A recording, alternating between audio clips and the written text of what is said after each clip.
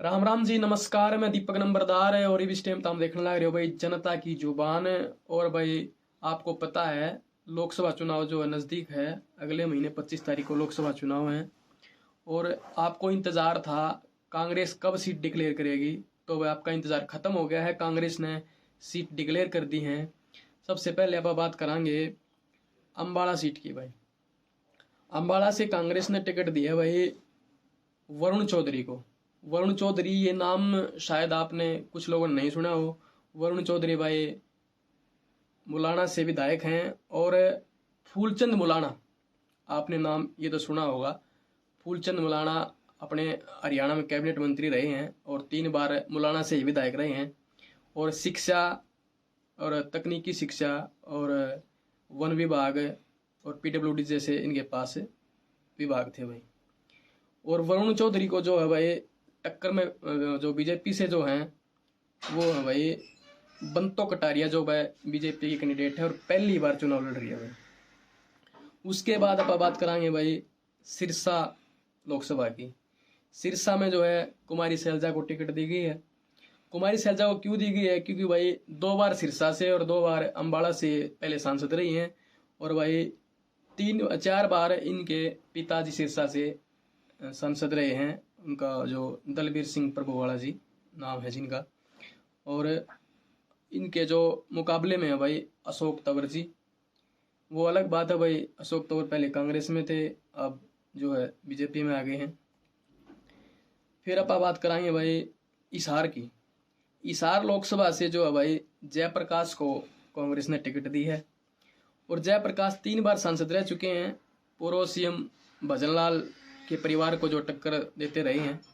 और इनके मुकाबले में भाई रणजीत चौटाला जी को बीजेपी ने टिकट दी है। फिर आप बात कराएंगे भाई, अगली बात कराएंगे आप रोहतक की। सबकी हरियाणा की नज़र रहती है भाई रोहतक और सोनीपत सीट पर। रोहतक की अगर बात करें तो कांग्रेस के जो भूपेंद्र हुड्डा परिवार है उसकी परंपरागत सीट रही है। वहाँ से वह 3 बार सांसद रह चुके हैं दीपेंद्र हुड्डा। और 3 बार उसके दादा रह चुके हैं। और 2019 में दीपेंद्र जो है अरविंद शर्मा से चुनाव आ रहे थे। अब की बार भी दीपेंद्र की जो टक्कर है, मुकाबला है, वो अरविंद शर्मा से ही है। देखना ये हुआ भाई अब की बार क्या रहता है। उसके बाद हम बात कर लेते हैं भाई करनाल सीट की। करनाल सीट क्यों महत्वपूर्ण है अब की बार? क्योंकि भाई कांग्रेस ने टिकट दी है दिव्यांशु बुद्धि राजा को।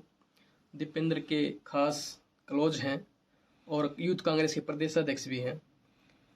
और जो भाजपा ने जो टक्कर में टिकट दी है वो अपने पूर्व सीएम मनोहर लाल खट्टर को दिया भाई। यही मुकाबला देखने योग्य होगा भाई। उसके बाद हम बात कर लेते हैं भाई सोनीपत लोकसभा की। सोनीपत बीजेपी का आपको पता है काफ़ी दिन से डिक्लेयर है। मोहनलाल बड़ोली को जो है टिकट दी है। पहले राय विधानसभा से जो है ये विधायक थे। और अब की बार इनको सोनीपत लोकसभा से टिकट दी है।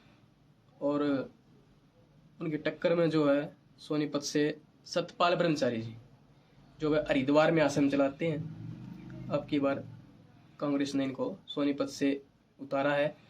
और अलग बात यह है कि भाई दोनों चेहरे ब्राह्मण हैं, ये भी टक्कर देखने वाली होगी।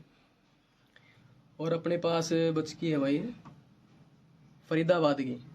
फरीदाबाद लोकसभा की अगर बात करा तो महेंद्र प्रताप को कांग्रेस ने टिकट दी है भाई। ग्रेजुएट हैं, 5 बार विधायक रह चुके हैं, प्रदेश में मंत्री रहे हैं। और इनकी टक्कर में अगर बात करा तो कृष्णपाल गुर्जर, दोनों चेहरे गुर्जर बिरादरी से आते हैं भाई। और अब बात कर लेते हैं भिवानी लोकसभा की। भिवानी में भाई राव धन सिंह आहिर बिरादरी से आते हैं।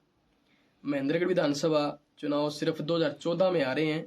2000 से लेकर के अब तक जीतते आ रहे हैं। सिर्फ 2014 में उन्होंने हार का सामना करना पड़ा। और इनकी टक्कर में भाई जाट चेहरे धर्मवीर सिंह बीजेपी से हैं। तो ये थी कांग्रेस की और बीजेपी की सीट। और कुरुक्षेत्र से जो आम आदमी का कैंडिडेट है भाई प्रदेश अध्यक्ष सुशील गुप्ता जी। और एक जो है गुड़गांव का पेच जो फंसा हुआ है उसका भी क्लियर नहीं किया कांग्रेस ने। और दूसरा सोनीपत और रोहतक में हरियाणा की खास नज़र रहती है, उसका हम सर्वे आपको दिखाएंगे। पूरी कोशिश करेंगे सरल सटीक और बिल्कुल ओके विश्लेषण करने की। धन्यवाद।